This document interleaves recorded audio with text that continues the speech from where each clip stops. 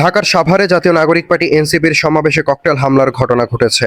এ ঘটনায় 4 জন আহত হওয়ার পাশাপাশি একটি প্রশ্ন নতুন করে সামনে এসেছে, আবারও কি সহিংস রাজনীতির পথে পা বাড়াচ্ছে দেশ? একসময় রাজনৈতিক দলের সমাবেশে বোমা বা ককটেল হামলা বেশ নিয়মিত ব্যাপার ছিল। যারা সমাবেশে যেতেন হামলার শঙ্কা মাথায় নিয়ে যেতেন, কিন্তু দীর্ঘকালের পরিক্রমায় ধীরে ধীরে এই সংস্কৃতি থেকে সরে আসতে পেরেছিল বাংলাদেশ। এনসিপির সমাবেশে হামলার ঘটনায় আবারও জমছে শঙ্কার মেঘ। অবশ্য 5 আগস্টের পর থেকে প্রতিপক্ষ রাজনীতিবিদদের উপর শারীরিক হামলা আশঙ্কাজনকভাবে বেড়েছে। এ সময় আওয়ামী লীগ নেতাকর্মীদের হত্যা, হামলা, বাড়িঘরে অগ্নিসংযোগের মতো ঘটনা ঘটেছে বিপুল পরিমাণে। বিএনপির মতো বৃহৎ রাজনৈতিক দলের কর্মীরাও কম বেশি আক্রান্ত হয়েছেন। এবার মবকে নিজেদের সবচেয়ে বড় শক্তি বানানো এনসিপিও আক্রান্ত হলো। পদযাত্রার পরবর্তী সময়ে যে বিস্ফোরণের ঘটনা ঘটেছে তা অত্যন্ত নিন্দনীয়, উদ্বেগজনক ও নেক্কারজনক আখ্যা দিয়ে অপরাধীদের দ্রুত গ্রেফতার ও শাস্তির দাবি জানিয়েছে বাংলাদেশ জামায়াত ইসলামী।